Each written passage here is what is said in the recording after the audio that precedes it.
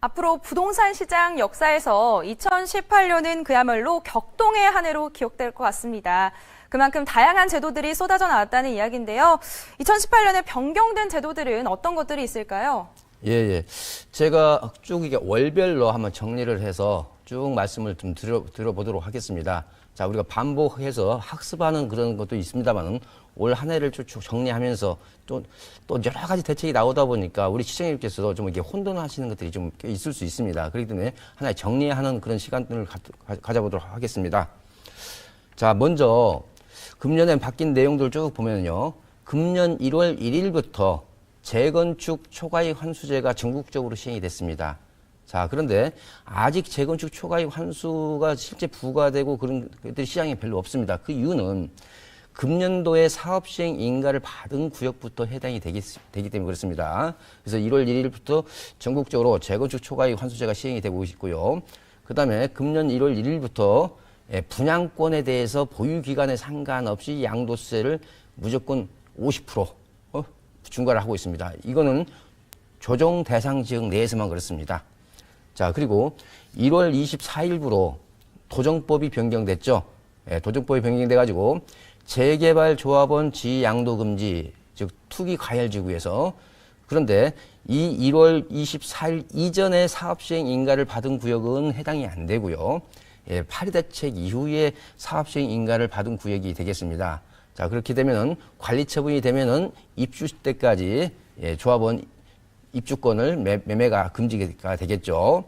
그리고 1월 25일 날 작년 8.2 대책에서 나왔던 재건축 조합원 지위 양도 금지 규정이 너무 획일적이었습니다. 그러다 보니까 1주택자 선의의 피해자가 있을 수 있었거든요. 그래서 1월 25일부로 외외 조항을 하나 신설을 했습니다. 그게 뭐냐?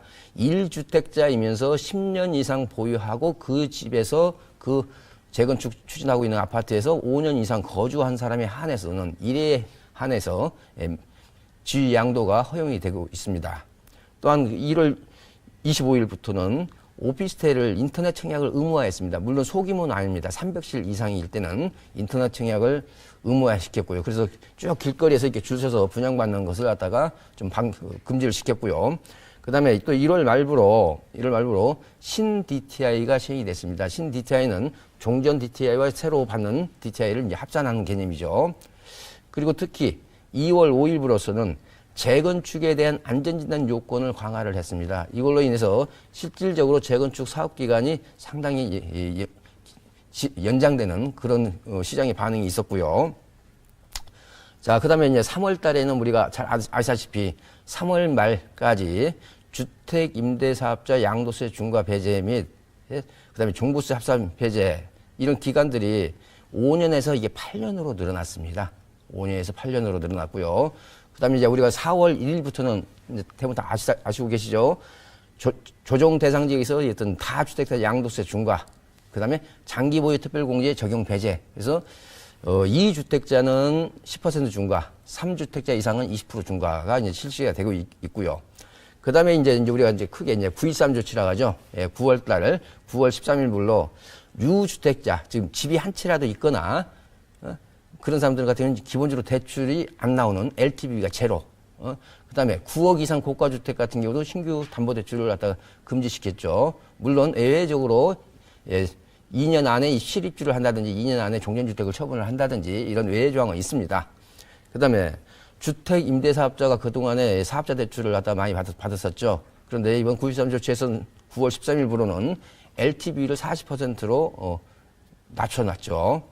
자, 그리고 또 신규 취득을 해가지고 주택 임대사업자를 등록을 하게 되면은 양도세를 갖다가 중과한다든지 종부세 합산. 그런데 이것은 이제 9월 13일 이전 계약분은 괜찮고요. 9월 13일 이후에 계약한 거에 이제 해당이 되겠습니다. 그리고 또 이런 9월 13일을 계약일 기준으로 해가지고 일시적 2주택자의 기간이 종전에 3년이었죠. 이제 이 부분이 2년으로 바뀌는 거죠. 물론 전국적인 시행사항은 아니고요. 조정 대상 지역이 되겠습니다. 네, 1월부터 9월까지 변경된 제도 살펴봤습니다. 월별로 다시 한번 살펴보니까요. 기억이 새록새록 떠오르면서 다시 한번 머릿속으로 정리가 되는데요. 하지만 변경된 부동산 제도 여기서 끝이 아니죠? 예. 자, 이렇습니다. 우리가 10월 달로 접어들면요. 10월 16일불로 상가 건물 임대차 보호법 개정안이 시행이 됐습니다.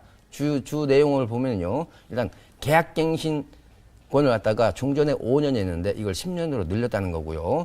그다음에 권리금 회수 보호 기간을 3개월에서 계약 만료 6개월 해서 어떤 세입자를 상가 임차인을 보호하는 기준으로 더 강화가 됐고요. 그다음에 대출 규제를 더 한 단계 더 규제를 강화한 게 DSR이죠. 10월 31일부로 총 최적 상환 비율은 DSR을 시행을 했고요. 또한 임대사업자, 즉 임대업 이자 상환 비율이라고 하는 RTI를 본격적으로 시행을 했습니다. 그래서 10월 30일 이후부터는 대출 받기가 좀 더 까다로워졌죠. 자, 그다음에 이제 이번 달에 최근에 바뀐 게 자, 12월 10일부로 자금 조달 계획서를 좀 더 구체화시켰습니다. 내용을 항목을 더 추가시켰습니다. 자, 그리고 12월 11일부로는 우리가 무주택자에 대한 당첨 기회를 더 높여주기 위해서 청약제도를 좀 개편했습니다. 그래서 추첨제도 바뀌었고요. 그래서 추첨제 비율을 좀 조정했죠. 그래서 규제 지역 같은 경우는 75% 해서 무주택자한테 우선 이게 배정을 받을 수 있도록 했고요. 또한 분양권도 주택수로 이게 포함을 시켰습니다. 자, 그리고 이제 오늘이죠. 오늘까지 이제 일몰되는 제도가 두 가지가 있습니다. 자, 연간 주택 임대 소득이 2천만 원 이하일 때는 오늘까지는 비과세였습니다. 하지만 내년부터는 이제 과세가 된다는 얘기가 되겠죠. 또한 오늘까지 임대업 노란우산 공제라는 게 있습니다. 소득공제. 그 혜택이 오늘부로 끝납니다. 그렇기 때문에 내년부터는 이제 없어지는 제도가 되겠습니다. 네, 2018년에 변경된 부동산 제도는 여기까지 모두 다 살펴봤는데요. 이제는 앞으로 변경되는 내용도 미리 살펴볼 차례입니다. 내년부터 달라지는 부동산 제도는 어떤 것들이 있을까요? 예. 자, 어느 정도 알고는 계실 겁니다만은 기본적으로 내년 1월 1일부터 바뀌는, 즉 내일부터죠. 내일부터 바뀌는 게 소형 주택에 대한 전세 보증금의 비과세 기준이 있습니다. 그게 금년까지는 기준 시가가 3억 아래이고 전용 면적이 60제곱미터 이하인 전세 보증금은 비과세였지만은 내년부터는 그 기준을 강화해서 기준 시가 2억 이하, 그다음에 전용 면적 40제곱미터 이하를 동시 충족을 하는 전세 보증금에 대해서는 비과세가 되겠습니다. 또한 자, 내일부터는 아까도 말씀드렸듯이 이제는 주택 임대소득이 2천만 원이 넘지 않더라도 분리과세, 즉 한 14%로 분리과세를 시행을 합니다. 따라서 여기서 우리가 반드시 알아야 될 것은 피부양자, 건강보험료의 피부양자 자격이 박탈돼서 지역으로 전환될 수가 있습니다. 그럼 얼마까지 되느냐? 자, 이렇습니다. 주택임대사업자인 경우 같은 경우는 1,000만 원이 면세 포인트가 되겠습니다. 그렇기 때문에 주택임대사업자인 같은 경우 연간 임대소득이 1,000만 원이 넘으면은 피부양자 자격이 박탈되고 지역 건강보험, 의료보험으로 전환이 된다는 것도 우리가 알아둘 필요가 있겠고요. 자, 그 다음에 내일부터 또 이제 종부세 세율이 인상되죠. 종합부동산 세율. 그리고 또 내년 같은 경우는 지금 현재는 이제 80%입니다만은 시장 공정가액 비율이 5%씩 계속 올리도록 돼 있죠. 그래서 내년에는 이제 85%가 적용이 되죠. 물론, 내년 6월 1일 기준에 소유자한테 부과가 되겠습니다. 자, 그 다음에 미리 예고됐습니다만은 내년 상반기 때는 이제 부동산 실거래가 신고가 기간이 현재는 60일입니다. 60일 이내. 계약일로부터 60일 이내인데, 앞으로 내년에 다시 이제 정확한 시행 일자가 나오겠습니다만은 30일 이내로 바뀔 예정입니다. 그리고 우리가 이제 내년 말로, 2019년 12월 30일 일부로 없어지는 또 제도가 있습니다. 그게 뭐냐. 9억이 넘는 고가주택이죠. 9억이 넘는 고가주택에 대해서 1가구 1주택으로서 양도세 비과세를 받고 9억 초과분에 대해서 장기 보유 특별공제를 받죠. 자, 지금 현재는 최대 10년 이상 보유를 했을 때는 장기 보유 특별공제가 80%입니다. 그런데 만약에 그 집에서 2년 이상 거주를 안 했을 경우에는 내후년부터는 장기 보유 특별공제 80% 혜택을 받을 수가 없고요. 한 15년 보유했을 때 장기 보유 특별공제가 30% 대폭 축소가 됩니다. 자, 그렇기 때문에 이렇습니다. 현재 강남 4구에도 5채 중에 1채가 외지인 소유입니다. 자, 그렇게 외지인 소유라는 얘기는 2년 거주 요건을 충족을 도저히 하실 수 없는 그런 주택들이 있다는 거죠. 그렇다면은 내년 하반기 때 9억이 넘는 고가 주택을 갖다가 매수할 수 있는 좋은 또 찬스도 될 수가 있을 것 같습니다. 자, 그래서 제가 아직 또 내년도에도 이제 이것 말고도 여러 가지가 또 중간중간 시행이 될 수가 있겠습니다. 자, 이렇게 중간중간 시행되는 제도는 방송을 통해서 또 한번 업데이트 시켜드리도록 하겠습니다. 네, 오늘 부동산 가이드톡에서는 2018년 변경된 부동산 제도부터 앞으로 달라지게 될 부동산 제도까지 모두 한번 살펴봤는데요. 2019년 또한 부동산 제도에 많은 변화가 일어날 예정이니까요. 오늘 강의 내용 잘 숙지하셔서 관련 내용에 대해서 똑똑하게 숙지하시길 바라겠습니다. 전문가님, 이번 주 세미나는 어떤 내용이 준비되어 있을까요? 예. 제가 금요일, 토요일 날 오후 1시에 이제 세미나를 실시를 하고 있는데요.